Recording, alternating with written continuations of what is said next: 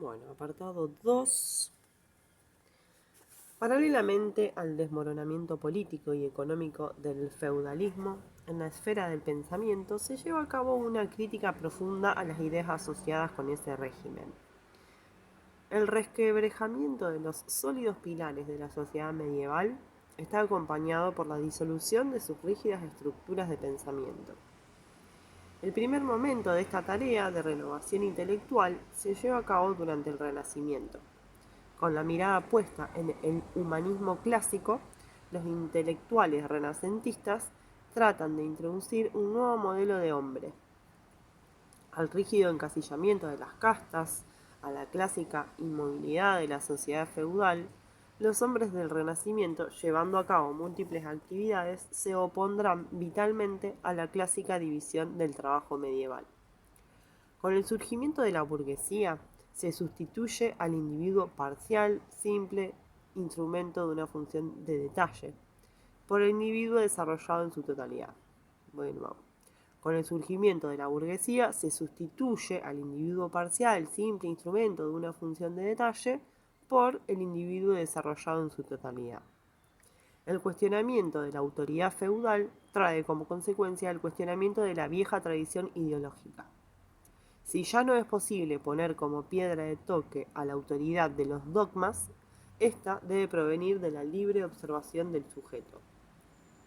La reivindicación de la individualidad se acentúa con el movimiento de la Reforma, por medio del cual es rescatada la interpretación individual de las escrituras en franca oposición al criterio de autoridad de las más altas jerarquías de la Iglesia, quienes difundían el dogma elaborado por pequeñas élites eclesiásticas.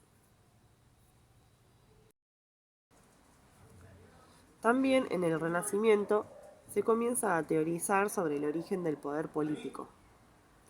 Esta preocupación por la temática social aparece en obras de clara orientación utopista, en Campanella, Ciudad del Sol, y Moro, Utopía, y tienden a postular una organización más racional de la sociedad. La tendencia hacia el pensamiento social utópico continúa hasta bien entrado el siglo XVI. Bacon, en la Nueva Atlántida, describe una sociedad ideal en la cual la armonía y la felicidad de los ciudadanos tiene su fundamento en los logros alcanzados por la ciencia. La temática inaugurada en los siglos XV y XVI se estructura con mayor rigor en el siglo XVII y abarcará la siguiente problemática. Primero, observación directa de la realidad. Segundo, desplazamiento de la autoridad tradicional como criterio de verdad por la subjetividad del individuo. Tercero, cuestionamiento del ordenamiento social. El derecho natural reemplaza como fundamento del orden social a la ontología social aristocrático-teológica de las castas medievales. El nuevo punto de mira tiene como base de sustentación el previo análisis de las estructuras fundamentales del conocimiento humano.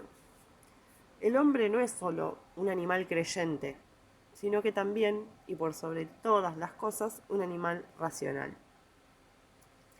La crítica al pensamiento escolástico se lleva a cabo a partir de la nueva gnosiología y se efectúa tanto desde las posiciones empiristas como de las racionalistas. Sobre este aspecto opina Bacon de la siguiente manera. Algunos de los modernos han caído en este tipo de error con rapidez, hasta tal punto que han intentado basar un sistema de filosofía natural en el libro 1 del Génesis, en el libro de Job y en otros variados pasajes de las Sagradas Escrituras, buscando las cosas muertas entre las vivas. Y agrega en otro pasaje: si las cabezas de los hombres no hubieran estado preocupadas con religión y teología durante tantos siglos, y si los gobiernos, fundamentalmente las monarquías, no se previnieran de esta clase de novedades, las ciencias, aún especulativas, puras, hasta tal punto que quienes se dedican a ellas lo hacen con riesgo de perder sus bienes y no reciben recompensa alguna, sino que por el contrario están expuestos al desprecio y al odio. Novum organum. También Descartes, al iniciar su filosofía desde la duda metódica, pondrá entre paréntesis no solo el conocimiento vulgar, sino todo aquel conocimiento que, aunque estructurado científicamente, respondiera a la cosmovisión filosófica de la época. En el discurso del método narra su formación escolar de esta manera. Desde mi infancia fui educado en el estudio de las letras y tenía yo un gran deseo en aprenderlas, pues me aseguraban que con ellas se podía lograr un conocimiento claro y seguro de todo lo que es provechoso para la vida. Pero en cuanto hube finalizado mis estudios, al fin de los cuales se suele ser admitido en el rango de los doctos, mudé completamente de parecer, pues me acuciaban tantas dudas y errores que me parecía que, habiéndome esforzado por instruirme, no había conseguido sino que descubrir cada vez más mi ignorancia.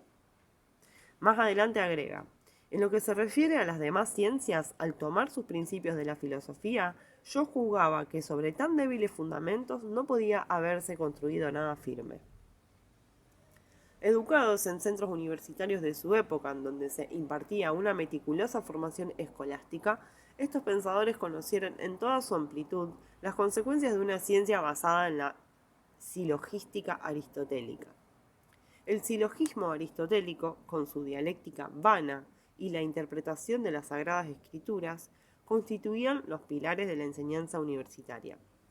La resolución de problemas silogísticos adquirió proporciones de verdaderos torneos en donde la habilidad reemplazaba a la reflexión y más aún a la observación.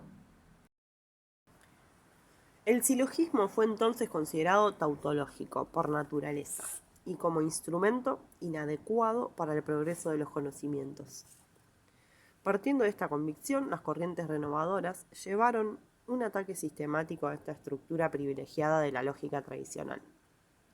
Si intentamos describir y señalar el rasgo fundamental común que se acusa en las múltiples corrientes y tendencias del pensamiento que contribuyen a la formación de la filosofía moderna, lo primero que se nos ofrece como nota característica es la actitud que todas ellas adoptan ante el concepto de la lógica profesado por la Edad Media.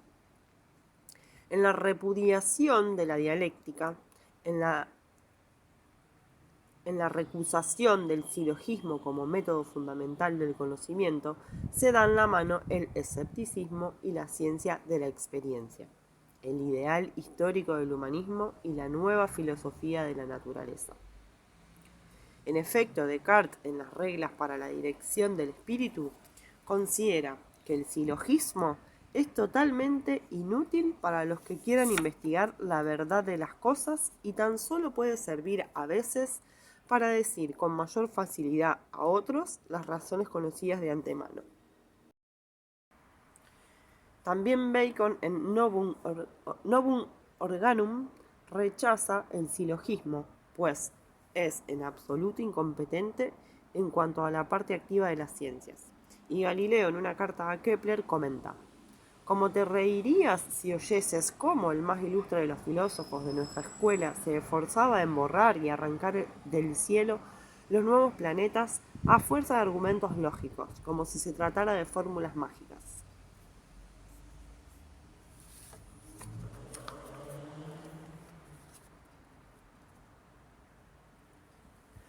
Un instrumento, aunque no anunciara de antemano su poder descubridor, no podía ser utilizado por aquellos que afirmaban el carácter develador de la ciencia.